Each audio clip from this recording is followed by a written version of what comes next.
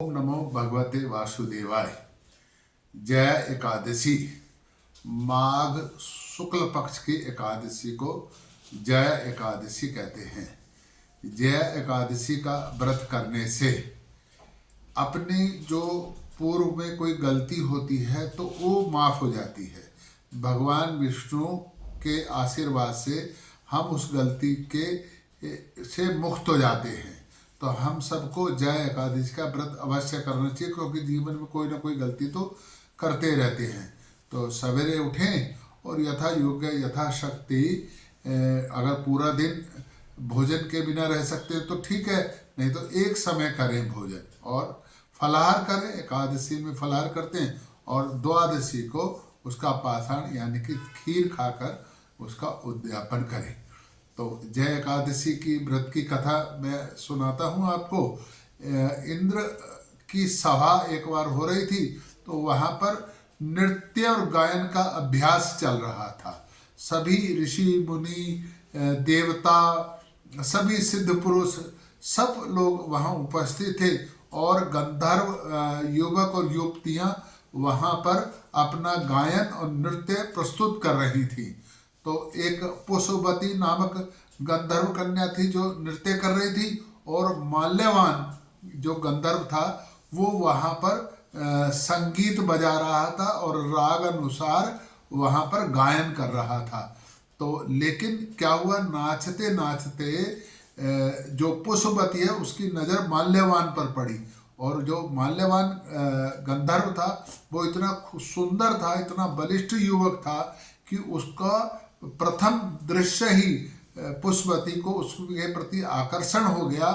और आकर्षण होने के कारण से, और जब माल्यवान ने उसको देखा और दोनों में एक साथ एक राग उत्पन्न हो गया, और वो भूल गए कि वो इंद्र सभा में नाच रहे हैं और अपना ही अलग से नृत्य करना प्रारंभ कर दिया।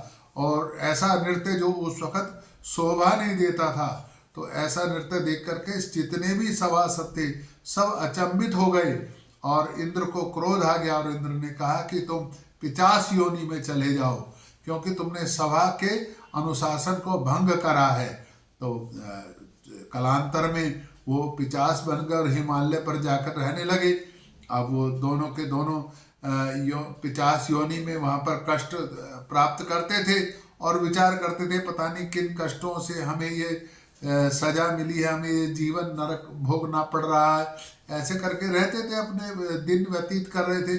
उनको कुछ याद तो था नहीं कि क्या करा उन्होंने, क्या गलती करी, कैसे करा। तो ऐसे विचार करते करते एक बार माघ मास की एकादशी आई। माघ मास की एकादशी वाले दिन उनको ना तो कोई आहार मिला।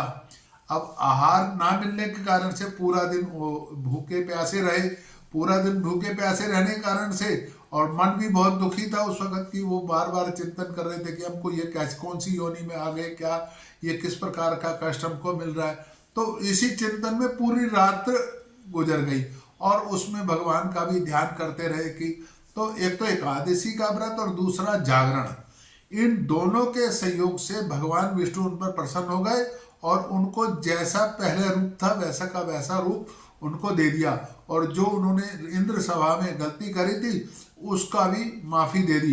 तो इस प्रकार से जय एकादशी का व्रत करके वो अपनी गलती से मुक्त हुए, और इन दोबारा से इंद्र की सभा में उन्होंने स्थान प्राप्त करा, वही गायन का और नृत्य का जा करके। तो जब इंद्र की सभा में वो पहुंचे और सारा वृत्तांत सुनाया कि ऐसे से भगवान विष्णु ने कहा है कि अब आप फिर दोबारा से इंद्र की सभा में जाके गायन नृत्य कर सकते हैं, और ऐसे से बात सारी सुनाई।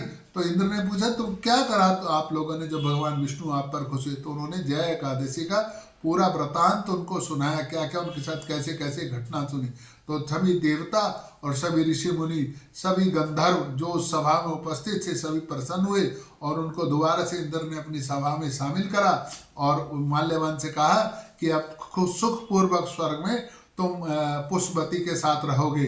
तो जो जय एकादशी का व्रत करता है उसके सभी कष्ट दूर हो जाते हैं। विशेषकर इस कलिकाल में हम गलती करते ही रहते हैं, और जो भी गलती होती है वो गलती को दूर करने का सबसे पहले पहली बात तो गलती होनी नहीं चाहिए, लेकिन अगर कोई गलती हो भी जाती है, मनुष्य है हम, तो जय एकादशी का व्रत करने से वो गलती दूर हो जाती है। और एकादशी को मान लो हम बुजुर्ग हैं या बालक हैं या नौकरी पैसे वाले हैं, व्रत नहीं कर पाते, तो तकरीबन सारा दिन ओम नमो भगवते वासुदेवाय, ओम नमो भगवते वासुदेवाय इस जाप का हम करते रहेंगे, तो अभी भगवान हमारे को प्रसन्न होकर आशीर्वाद देंगे।